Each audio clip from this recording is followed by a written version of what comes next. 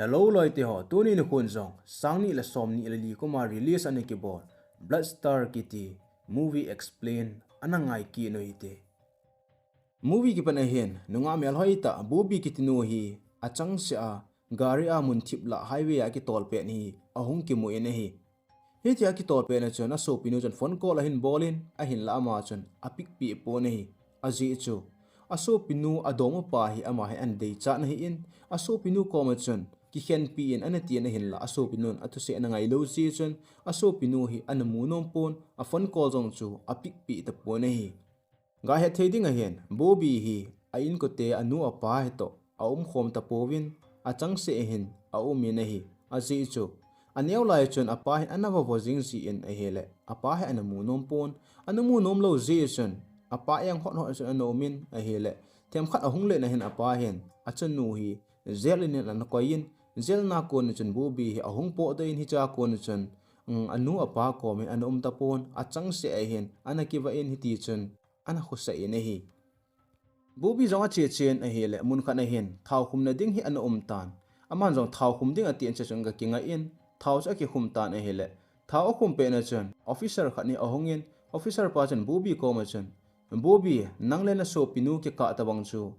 ke le ka so pa ki ka ta bang he ati en theitu a hin choin an theitu a don ding chen a petan a hele bobi in a het khalo ho thilpi a don nom lo ji chen a kho he ka don nom he ati in a hele officer pa jong chan apite te jingin aman jong kila adi lawa chan gari a hin ki manin officer pa chu a hin da la pai ta na hi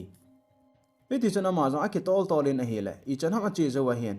a so pinu chan phone call he atha abe na hin bol kinin hi chan ama jong alung a hang hle jing ta na hi aji chu a so pinu in ang adei chat pa a ki khen pi lo ama a hi ta lo ji chan aso pinu chu alung a hang hle jingin phone call chu a pick de pon eti chan gari chu speed thenin a tolin aleng phei ta na hele aba na chan police gari khan hi anakinga en hi che police pa chan bobi in gari speed thena tol chu amel chi in anung nung hi azui ta na hi bobi jang cha ki tolin a hele officer pa jang chan anung cha adel jingin mun khana chan officer pa anga ading in a sejin a hele bobi jang chan sai chan aga anga in officer pa ong san chan aman lipstick ho ailole amai ho cha ki chul zolin anga ta na hele choma ka lo chan officer pa a ko ma hong ge tan officer pa chan ale kha thumin a hele ama chan akan ho le kho cha vet se in officer pa in bobi ko ma chan ni hin khel tan pe na thil ne hin sep ple in hi chi ka gari a phet dot na hu na sep se ati in a hele bobi na ga ave na hele hi cha phet dot na hu a tel de jengin bobi chan kin ma cha ka pai kha he ma cha ka he kha he asi sa jong hi mai the he ati in a hele officer pa chan bobi ko ma chan police ho thil na su se le gari speed thena na tol ji na lew de he $1,000 nei pe na ti in a hele bobi in case in sum ka nei poi ATM in bo ome hoya sum ka la de ham ati in apinum ta po na hele officer pa in bobi ko ma chan hitia che $1,000 na ping up chat lo wa hele hi che gari a line su se na hu hi che sim na denga ko $300 lu dinga hi in nei pe na ti ki ne na hele bobi in a case in sum ka nei he ATM in bo ome ati te in hele officer pa chan a phone chai pe cha phone cha sa hla pe in bobi kom chan hi cha thau na khum na mun chan kilekin in nang hi cha ATM min ATM chan sum gala in lang nei pe na ti in a hele bobi dinga jong se we ding a tapon aman jong hi cha a phone ho cha ada hla in gari cha start na bolin a kilekin in hi cha le thau a khum na mun chan a che ta na hi ama jong a che chen a hele hetman lo ka a hen thau a khum na mun cha ga hlung tan asung agalu nin a hele counter chan pasal khani anaki tungin pasal pa ko ma chan ATM hoya am ham tian adong tan a hele pasal pa chan ATM ma sum a lo na hi hapta khat lang a hi tai a ti pi tan a hele ama ading chan ha asal he jengen hi jong le kat a ki ko ji chan thei tu khani ki la en ka na pi ding a tin a hele ka na pi go na jong cha a che thei ki ta pon hi tia che thei lo pha na chan counter a to pa cha lunga hangin pha kha khat ten le hi ti hin numei hung ji wen lang ka sum a che thei ta poi hung ti ji hi wen a ti en a hin la alung han hle jeng wanga chan hi che thei tu ekila achu a hin peta na hi bobi in jong hi che officer pa chan ka phone ho chu zole ki gu in jam pi in te tin ama cha ga na thei bangin gari cha hin tol le ki tan a hele officer pa chan bobi ahung ki tol chu gala kon hin sniper a hin ave in bobi jong akom ahung thun na chan amani jong akimu to hanin officer pa chan suma thum ta na hele suma hin choilo pha na chan officer pa en avon ho akon thil khat to pojing in te atin check ball ding he atin akinu ngat se in hedi chan ata sa avon ho chu check hi ball tan hele hita check a ball pe na chan bubi chu alung a hang hle jing in a hin la ima cha a lo thei pon anup le da chan aki do in check aki ball sa ata na hi officer pa in bubi check a ball zo chan ata sa ko na chan sel gu i ma cha aman do ta pon hi cha pha chan aman jong bubi ko ma chan hita cha sum a lo a hele a khel lang pe akon restaurant khan a omin hi cha khu case a la do the he chin lang gala do ina tin a sol ki ta na hele bobi cha chi nom pon he jong le officer pa chon agari le kha hen lang license hen lang thil tam ta pi chu ama ko ma api do lo a hi je chun ama zo anop le da en chi restaurant mun zon ding chun a chi ki ta na hi hi tia ki tol pe na chun glass a ko na chun anung lang aga ave in na hele officer pa chun mi thala a hin doi pe cha mutan ama jong chu ati a za hle jeng in officer pa jang chami thal chan hin kap tan a hi le hi che agare kang atayar cha hin kap ke pi tan gari kang kap ke pha na chan gari che dei pang ni ke tol thei ta pon lampa ma chan akita khon ta na hi hi cha chan bu bi cha ti a za hle jeng in ama jang gari ko chan a hongkum thlein anung lang cha ve en a hi le officer pa chan gari akimat nen ama jang anung lang chan aki tol phe ta hi ta ki tol pha chan aman jang agari ada thlein a bek aki chayen a khel langa restaurant na lang mun chu keng lama hin athi del tho ta na hi ama zo chi chi in a hi le hetman lo ka a hin hotel mun cho ga hlung tan hotel sung cho ga lu nin a hi le table chung khana sum tam thim ta ke koi cho a hin mu in ama zo chi phein thi be chan sum cho ke la en a phone bon lang mun wa chan a chi pai pai in anaki ngai pi pa do ma pa cho phone call a bolin a thil to dan ho a sein a hu do ding chan a seitan a hi le che ama en ana lung set be se lo ji chun aki tho pi num ta pon a hin no pi ta pon a hi le hi cha chan alung a hang hla jeng in a hung ki le ki nin hotel jong to na chung khana chun aki tung ta na hi pha chom khat zo a hin waiter khat emi kitinu he order lading in a hung tan aman jong order api in hita order api pe na chun apam langa officer pa chu a hin mu ta na hi officer pa mu pha ama jong ati a ba se jeng in washroom lang chun a chi in a hi le washroom langa po do na thei wangsil sel khat cho omin hi cha kona jam do ding ati in hi chu la do di ati in a hi le iti asa do gut wang chun asat do thei mong mong tapon hi te la do thei lo pha na chana pam lang a hong po do kinin a hi le hi chi hotel pam langa agari khat gari kai ji ho in a hin kaya a hin tha pi chu amu ta na hi chi amu pha na chun ama jong phone bol na lang mun chun a chi in 911 phone call a bolin thau akum ji na lang mun wa boina dan a seita na hi le apam langa officer pa jong chun gari akimat nin thau akum ji na lang mun chu azon ta na hi officer pa po do pha na chun ama jong apam langa po den agari cha vetan a hi le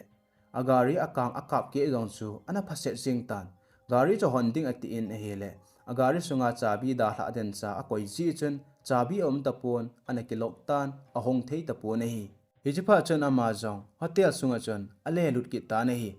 hi pe don ta chun table chunga sum agu chu customer ho a hi in hi cha anei pa chun hi lai hotel anei pa kom chun complain a bol ta na hi le anei pa chun hi waiter nu emi chongo tan emi chun ka hi poi ati wang chun anei pa ango te te yen hi ana to na muna kon chana kai do tan a hi le emi jong chu lungna ta chun apo do ta na hi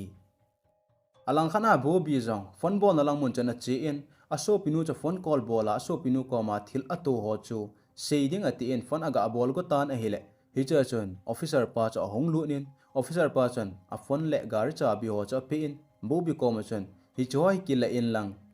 ching thei ten umin ati in anui sanin ada ta na hi hi te officer pan a sei chu bo bi cha lung a the hle jeng in ama jong chun hi lai munai ko so nai la phalo de ati in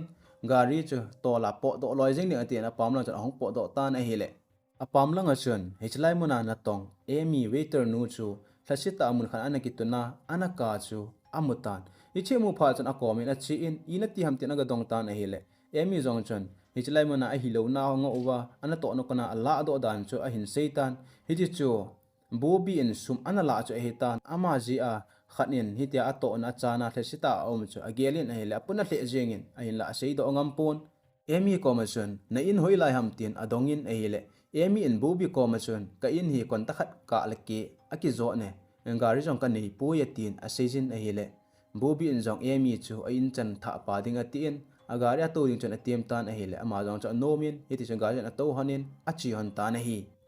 ama ni jong achi pe hana chan a khyolim hanin emi in bobi ko ma chan kapa judon don ring ji chun in sung ka kitu thei povin tu a hin kanu kapa to ka cheng khompon ka chang se en ka chengin hiti hin ka kiwa in hin kho hi kamange tin asijin e hile bobi in jong ke jong kanu kapa to ka in ko te te tu in ka cheng khompo ye nang bang banga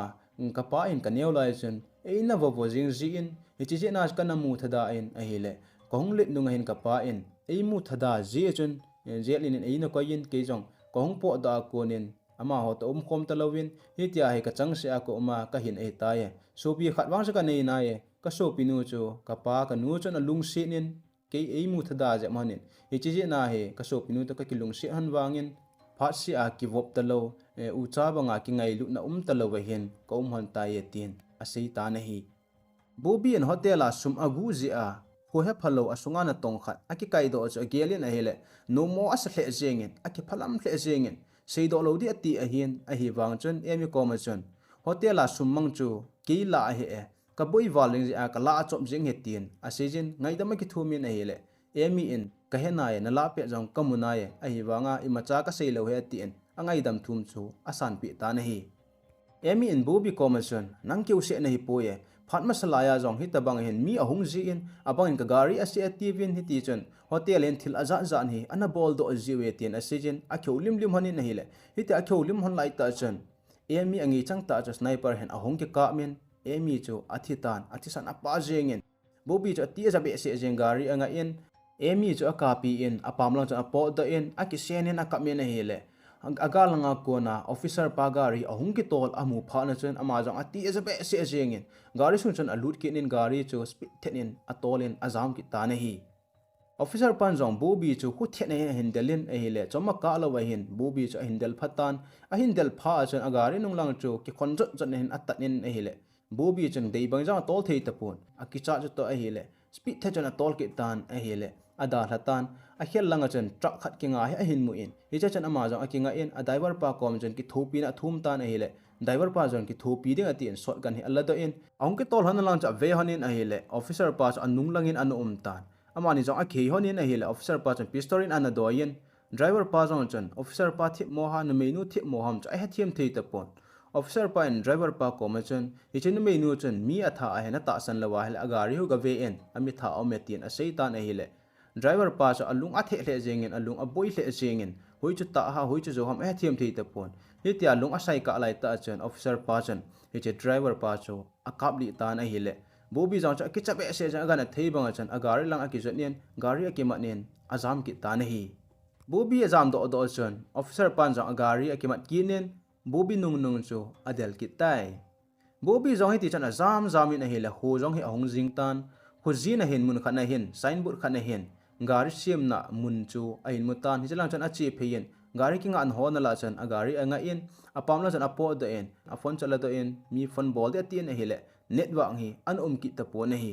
network lo phan chan koi ma jang a ho thei ta pon ama jang a ki gelin a hele hi cha ko na po do ki sanga hi chalai mana hi uma khowa tin le po do ding hi ati en ama jang mun kha chan a ki tungin a i mutan a hele a i mut nop lai ta chen gari lai hi ahung ki wa tan a hele ma jang a king ba se jengin a zam phein a ki selin a hele hi cha chen mi khat hi ahong chan aman jang thing khat hi le in hi cha pa cho zep ki tin a zep tan a hele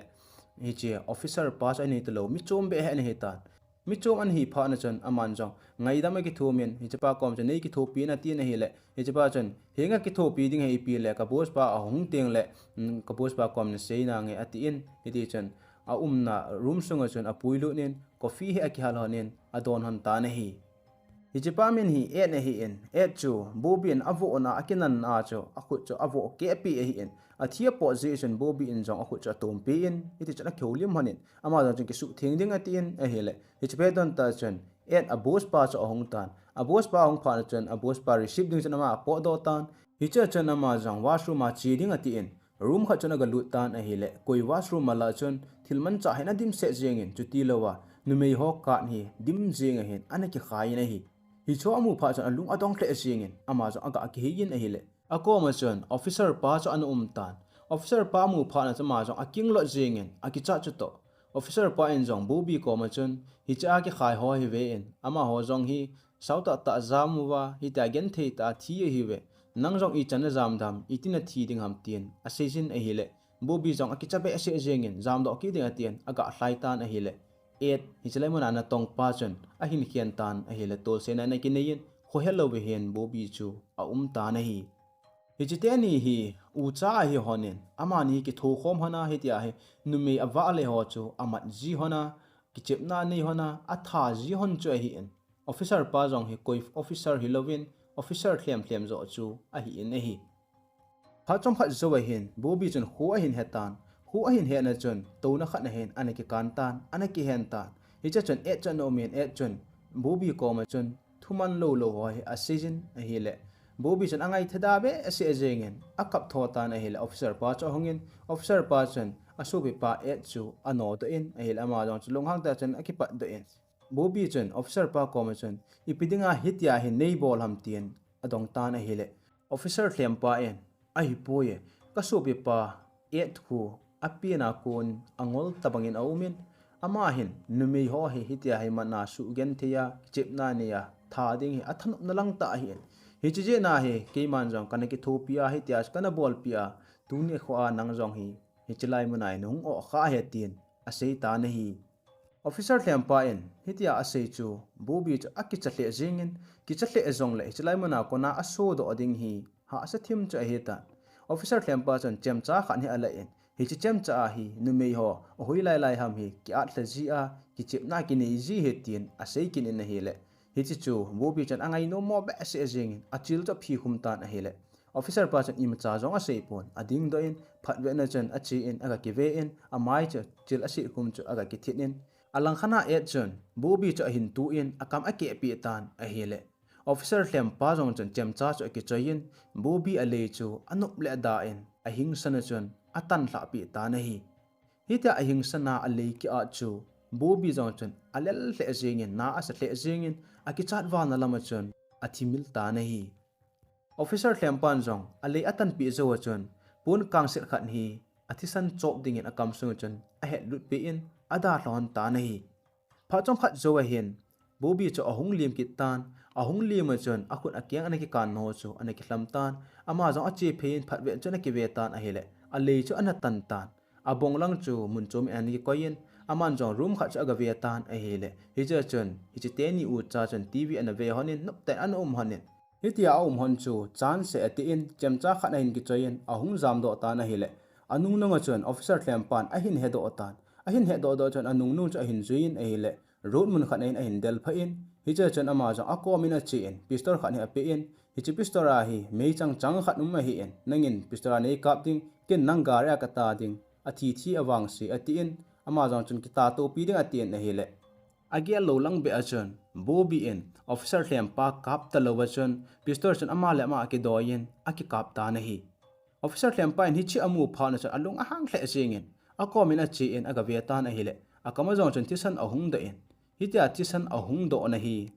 ale atan pi na wa ko na hung po do che hi in officer thlem pa ko ma ahung pha na chun aman jong chem cha choi chu alla in a oi ta cha sut pi ta na hele officer thlem pa chu tol sen in akini ta na hi Bobby ama le ma ake kap chu ama ki kap khalowa mun chom be zo aka mai hi officer thlem pa tola hlu phan chon ama ja aga na thei ba chon gari um na lang chon a hlai phin gari chu tola jam jing de atin a hele officer thlem pa chon anung chu hin del kinin ahung tu in a hele ama ja chon officer thlem pa chu son de in gari chu atol in a hei do in officer thlem pa chu tali iding ati in officer thlem pa in jong pistol chu akila in akap tan a hele achang an ta pon Bobby in jong officer thlem pa chu a hin tat li in a in lang chun a chi in a lei bong chu surgery ki bolding zok ki ding chun akila in chi jong le hi chilai sunga numei kan mo chi ja nam hi police ho vet sa ading chun a choyin a chi go tan a hi le e chu hong lu nin e na hong lut pha cha man jong thi khan hi ala in a ki del pi in a kha hlang don ta sut pi tan a hi le e jong chu a thi ta na hi e na thi pha cha man jong gari cha hin kimat nin in lang zonin a chi tai